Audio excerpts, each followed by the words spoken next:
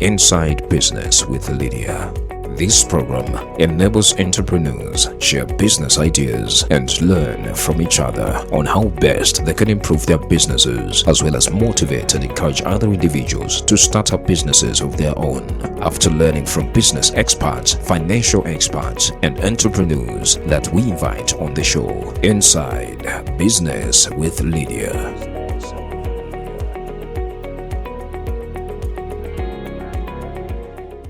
Yet another exciting episode on Inside Business Talk Show, a program that is aimed at promoting as well as encouraging entrepreneurship.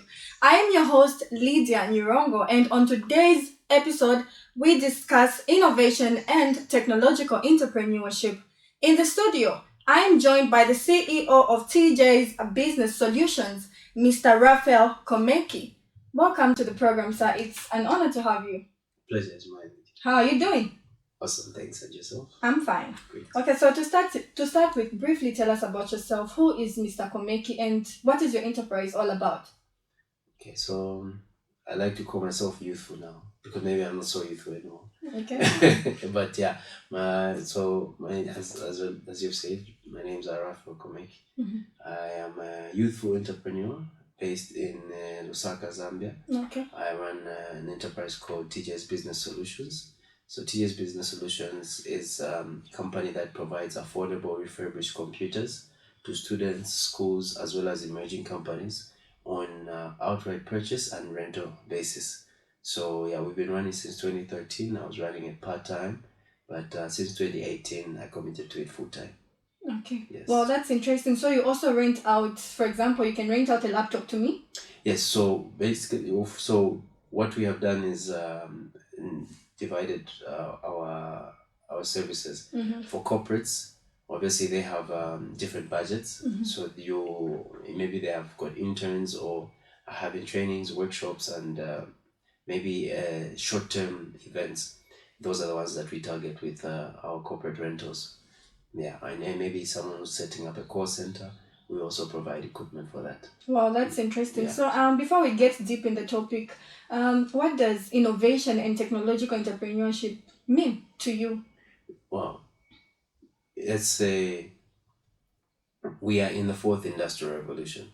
Okay. When we talk about the fourth industrial revolution, is that we have now moved digital. Mm-hmm. We now have everything that we are doing now is on platforms and is at the beat of our hands. Mm-hmm. Right? That's the technology has advanced that much.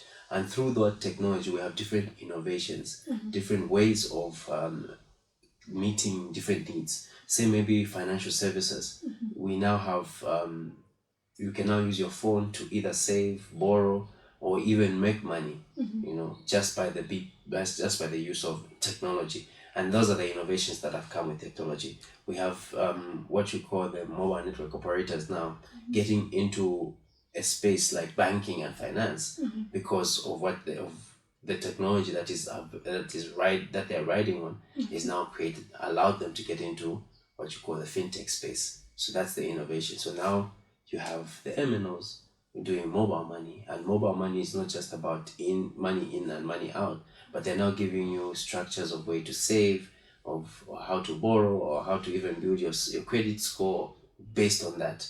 So that's how I understand innovation enterprise. So use the technology and create innovations around that technology.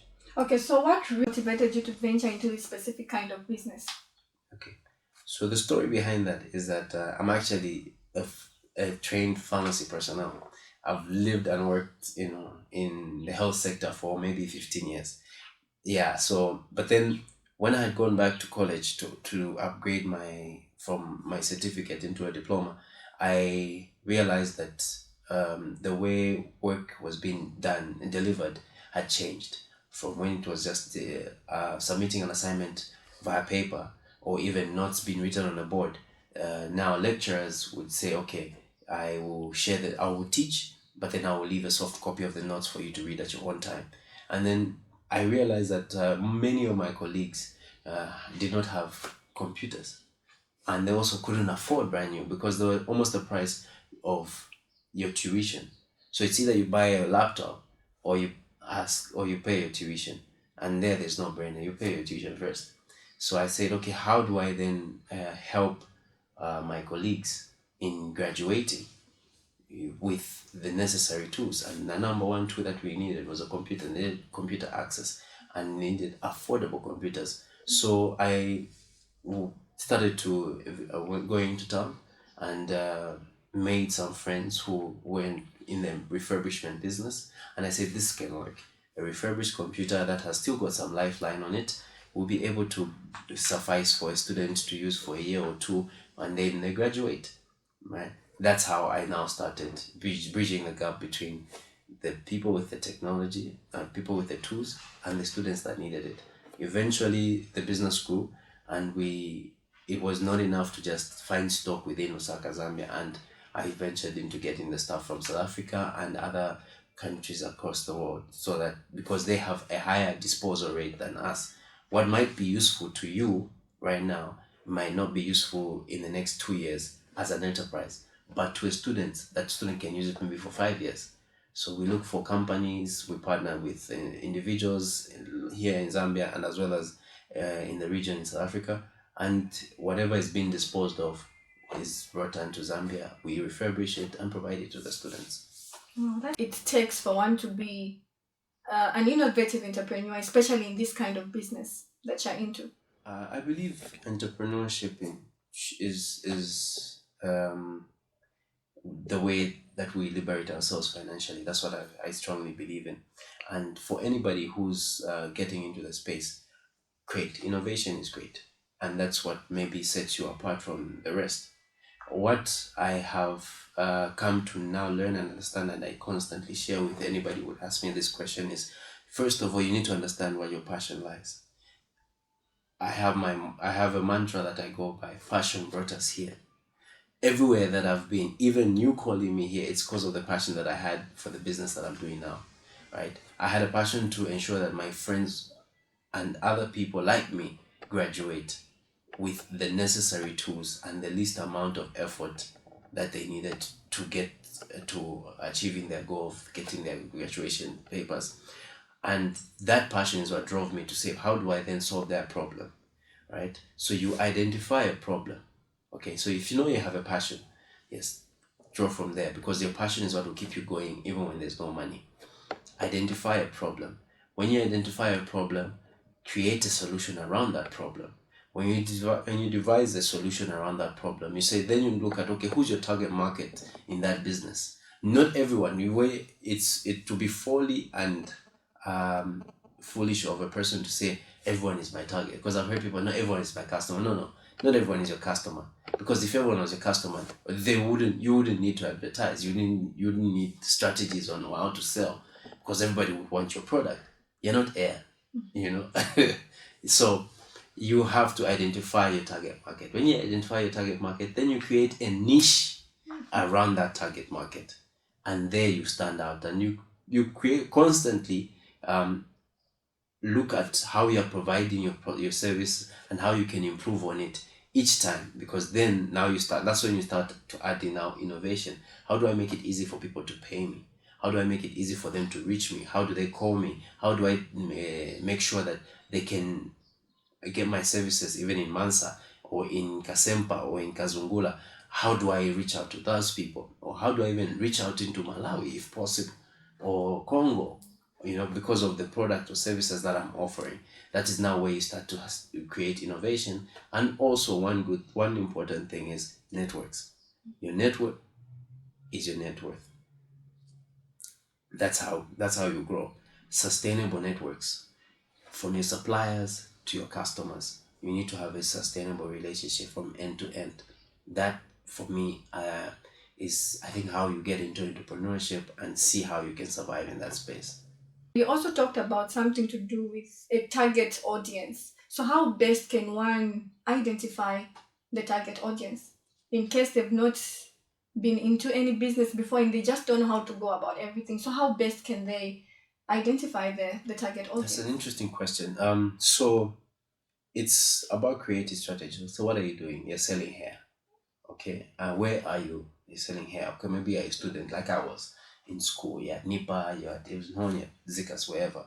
Right? You now say, okay, this kind of hair, how many people would use this hair? You say, okay, maybe we start with any female, right? It's maybe Peruvian or Indian.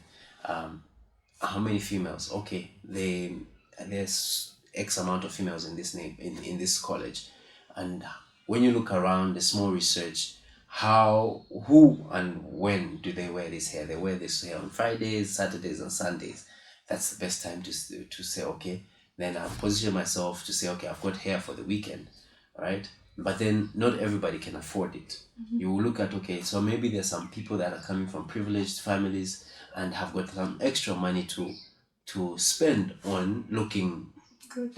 not looking good, just looking different. I think looking good is a different Okay, thing. like a difference between looking good and Yeah, I think as they say, beauty lies in the beholder, Yes. or the beer holder. Yes. Yeah, so you look at, okay, so maybe I'm targeting females between the ages of 18 to 20 or 25 that are coming from privileged families. So okay, maybe this person comes from a privileged neighborhood or a privileged background where they have some excess to spend. And now that you start narrowing it down, first you had just women, then now you say, okay, certain age, okay, then what's the income? So, talking of your entrepreneurship journey, how has it been so far? And wait, you didn't answer one question. Okay. For how long have you been in existence as a business? Okay, so duly registered Okay. under Parker, the laws of Zambia. Okay. We've been registered since 2013. Before that, it was running just as a business name, and you might find interesting. So Teejays are the initials of my mother. Wow. Yes. Okay. So I'd say it's a part and she's also a co-founder of the business. So yeah, I could say it's a family business that we started, and we have been running since 2013. This year we'll make it almost 10 years, 9 years now. Yeah. So the first 5 years of the business, I was working as well as running the business, and then now decided to say, okay, let me just commit fully to running the business. Okay, so how has been your entrepreneurship journey been? Because looking at 2013, it's quite a long period of time, like 10 years, close to 10 years. How has your journey been, and what has kept you pushing up to this far? Yeah, so for this first particular business, it's been almost 10 years, but I've been in business longer than that. Okay, so I can take back my entrepreneurship journey to maybe even when I was maybe like in primary, because then my mother introduced me to going to the bakery, buying buns, and then coming home and selling them, and I was given that responsibility. So that was, I think, the early stages of being exposed to business. And later on, when I grew a bit older, she allowed me to run our little grocery store, in Chupata compound, and we lived in Emmersdale. So after school, I'll then get home, change, and go and see what's happening at the shop. That was my early life. So even at school, I would still be the guy that had always had something to sell. Wow. Yeah. Is it because of the passion that we earlier talked about that started when you were at an early stage? Yes, I think, the Bible says train a child in the way that he should grow, and when he grows he will not depart from his ways, and this is true for me. This is exactly the living testimony that I have. I've not, even though I went to school, graduated, got my qualification, I've got friends that have advanced and all those things, but my journey has been in business. Whatever it is that I've done, I've always had what you call a hustle on the side. Whether I was working full-time or even in business, I would have one or two things going on at any particular time. So my journey has been one of those, maybe I would say a start-stop. At sometimes it was challenging, where the family says, no, but he business idea bomba, or you're too young for business, so limbi kavio kuskuru sambili, then we'll find you a job and get you a work. But then I personally had to cross those hurdles and prove to my family and everybody else to say, I have it within me, the capacity, the capability, the mental strength to go through this process. Because obviously, sometimes as parents, Mamonomwana is getting skinny because he walks to the clients and walks back home and is living in a not so nice home, but then for me the drive is I will be there, I will get somewhere tomorrow, I will get there another day, and that's where the passion also plays its part, because in those times where you have little or nothing to go by, you don't have a reputation, you don't have capital, you don't even have the connections to get the good business deals. All you have is what's driving you to say, even tomorrow I'll try again. You need the passion.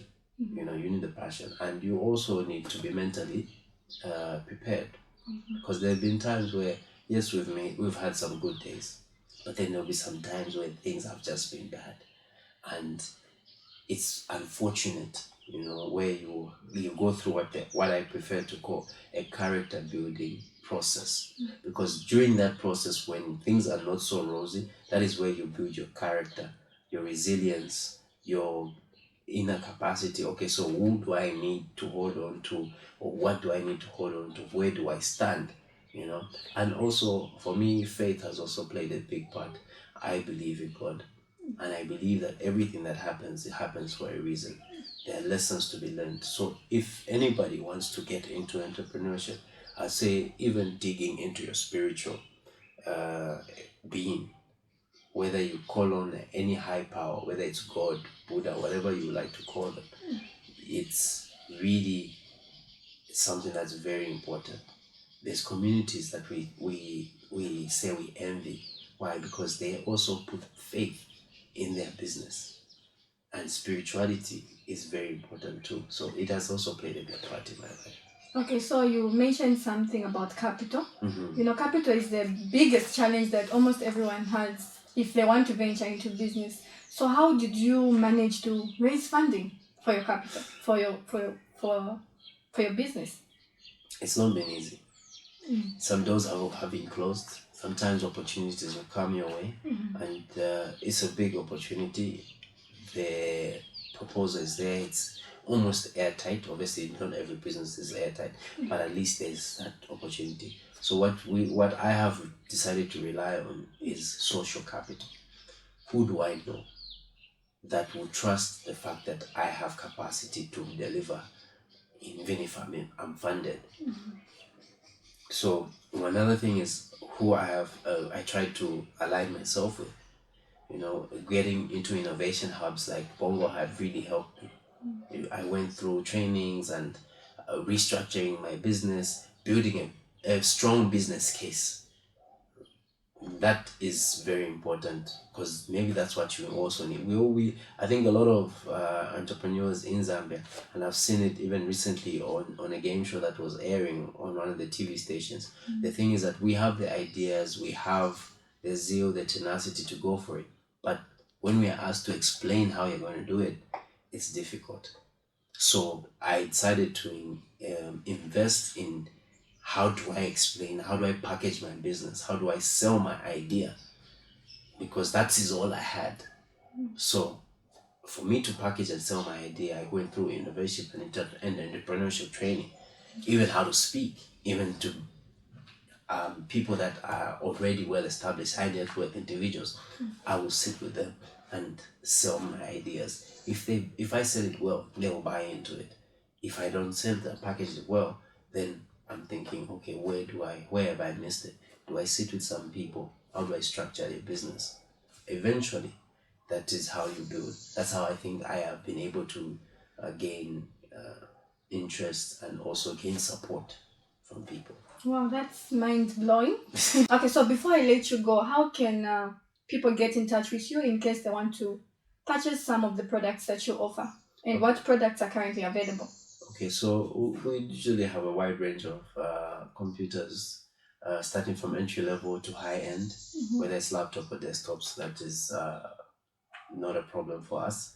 If we don't have it in stock, we'll definitely be able to source it. We have the capacity locally and internationally to ensure that we provide a satisfactory service unto our clients. Also, you can reach us on Facebook. The page is called Teejays Tech. If you can find the page, you can also reach out to me on Facebook, Instagram, LinkedIn.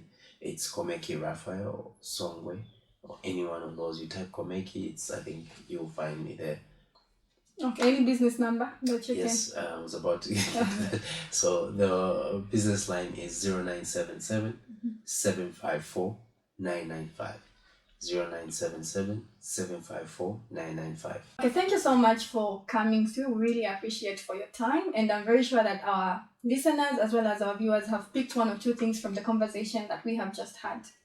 Thank you very much. I hope we have been able to share something that is profound and can influence one or two people. Thank you for the opportunity, Lydia. You're doing a great job. Please continue. Thank you so much. Okay, so now we call it a wrap. Thank you so much to our viewers as well as our listeners that have been following the program on our YouTube channel as well as our radio station. Do join us for yet another exciting episode next week. I am your host, Lydia Nyurongo.